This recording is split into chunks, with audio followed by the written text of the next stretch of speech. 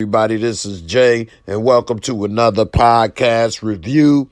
This one is about Elon Musk, the billionaire, genius, philanthropist, owner of Tesla, is now the owner of Twitter. Twitter accepts the buyout, giving Elon Musk total control of the company. I'm going to break down what this means, what happens, and my thoughts at the end. Let me know in the comments what you think about this, and is this a good move for Twitter? If you're new to the podcast, don't forget to subscribe on iTunes, Spotify, wherever you listen to podcasts. I really appreciate it. Leave a review. It really helps out a lot for my podcast. Of course, on YouTube, don't forget to give a thumbs up. Subscribe if you're new, all that good stuff. And I'll definitely keep the daily podcast going as long as you guys support me. Let's get into it. So, Twitter has accepted Elon Musk's offer to purchase the company for $45.5 billion, finishing days of contentious discussions between Musk and the company's board. In the SEC filing on Friday, Musk laid his plan for funding the deal, which includes $25 billion in loans and $22 billion in personal equity. Analysts believe that the loans could cost Twitter as much as $1 billion a year in service costs, or roughly 20% of the company's annual revenue. Shortly after Musk's announced the buyout plan, Twitter's board instituted a poison pill measure, suggesting it intended to resist Musk's buyout. It's unclear what led to the company's change of heart. A New York Times report on Monday described Twitter employees as divided by the news, receiving little information concerning the ongoing talks. It's unclear what impact Musk will have on Twitter or where he'll start with the changes. When he first disclosed his 9.2% stake on Twitter, he polled Twitter users on the creation of an edit button, which Twitter was already developing. He later suggested nixing ads from Twitter Blue, lowering its subscription price, and adding Dogecoin as a payment option. Musk has been outspoken in his criticism of Twitter moderation, describing himself as a free speech absolutist and raising concerns over how the platform would moderate under his control. It's just really important that people have the reality and the perception that they're able to speak freely within the bounds of the law, Musk said in an interview with Chris Anderson during TED 2022. I think broadly, the civilizational risk is decreased the more we can increase the trust of Twitter as a public platform. Musk originally offered to buy Twitter for $54.20 per share on April 13th. The offer followed Musk's disclosure of acquiring a 9.2% stake, a move that made him Twitter's largest individual shareholder at the time. At one time, Musk was offered a seat on the company's board of directors, but the deal soon fell apart, as a seat on the board would prevent him from buying more than 14.9% stake in Twitter. Now, this is a new deal. It just happened, and a lot is still going on with this deal. A lot of people are still trying to figure out what this means and what does this have to do with the future of this country and maybe even the world, because Twitter is probably the most influential or second most influential platform behind Facebook, because so many people are able to use it to immediately convey thoughts and ideas. It's also has a lot of bullying, cyberbullying, It also had people with a lot of fake news. Now, Elon Musk believes in free speech no matter what, whether it's somebody with fake news or lying, bullying to a certain extent, sharing false information. He says within the law.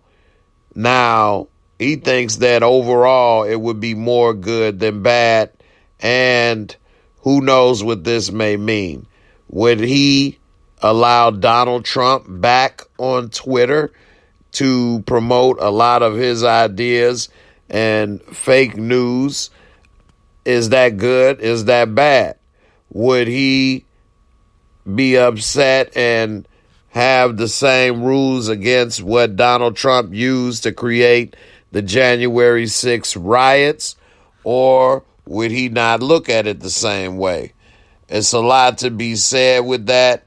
And with his amount of money and influence and power, who's to say what may or may not happen with Twitter? You know, this deal puts the world's richest man in charge of one of the world's most influential social media platforms. He's repeatedly stressed in recent days his goal is to bolster free speech on the platform and work to unlock Twitter's extraordinary potential. This could be a dangerous tool in the hands of the wrong person. Now, I'm not saying that he may be the wrong person. I actually like a lot of things that Elon Musk does, but it's a lot of things that he has going on that I don't support, such as the factories in California that make Tesla automobiles are full of racism and segregation with the employees, and it's a lot of lawsuits alleging this going on in the court system right now. So, who's to say how this may play out? Elon Musk is from South Africa, and apartheid was a way of life when he was a child growing up. Who's to say how that may or may not have influenced him subconsciously? Now, he said I invested in Twitter as I believe in its potential to be the platform for free speech around the globe. And I believe free speech is a societal imperative for a functioning democracy. Musk said his offer letter to Twitter, however, since making my investment, I now realize the company will neither thrive nor serve the societal imperative in its current form. Twitter needs to be transformed as a private company. So, from what he's saying, he's buying Twitter and plans to make it a private company instead of a public company. That way, he could do whatever he wants to do with it and not have to answer to shareholders or answer to the SEC and other regulators that are involved when your company is a public company and you have investors. Who's to say what Twitter may become?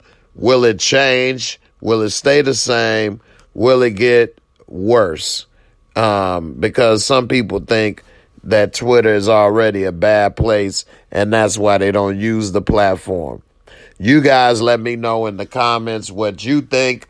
I'm really on the fence. I'm unsure. I do think it's a bad idea to allow people to say or do anything as long as they're not committing a crime, because a lot of things can be used with malicious intent.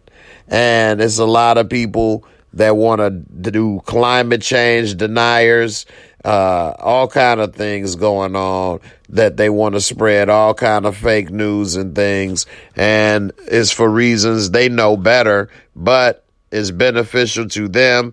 And that's a crime, that is a crime against humanity in the sense you misleading people, having people deceived, No, it's not a crime that you go to jail for, but it is a crime to deceive millions and millions of people and mislead people. And it's just unfortunate if that is the case, as well as how people were able to storm the Capitol and almost overthrow the government. And Twitter was the main platform used to do that. Of course, Facebook and other platforms were used, but the way Twitter is designed with the immediate connection and the immediate ability to convey ideas and thoughts, it's the perfect platform to be used in a malicious way if that is what someone chooses. And it does have to have certain regulations in order to make it a tool for positive as much as possible. Is Twitter exactly a tool for positive right now? I wouldn't say that, but I would say it's leaning more to that than it is to negativity. But you can find all of that stuff on Twitter right now today. So who knows what it may entail in the future. We'll have to see. But money talks and everything else, takes a nice walk. And when you the world's richest man, if you don't like how things are going, you could just buy the company and change it. And that's what he did. Elon Musk is a frequent user of Twitter himself, and now we'll probably see a whole lot more of his usage of Twitter as well as changes. Full disclosure, I have owned stock in Twitter for about 6 years, and we'll see what happens. I hope I make more money with this sale, to be honest, but I don't know about the future of the company, and I guess I'll have to see. I wish I owned more stock in Twitter than I do. I actually had a lot of stock in it when it was around $10, but it wasn't moving, and I sold it, and I wish I would have kept it a long time ago. But I do have some shares in Twitter, so I'll be looking to see what happens with the future of the company. But I don't have a lot invested, so it's not that big of a deal. Anyway, you guys, thanks for listening to the podcast. Let me know what you think. Don't forget to subscribe, bang that bell. Please go and follow my podcast on iTunes. I got the link in the description box below. Check it out. I appreciate you all for listening, and I'll see y'all in the next video. Peace, and I'm out.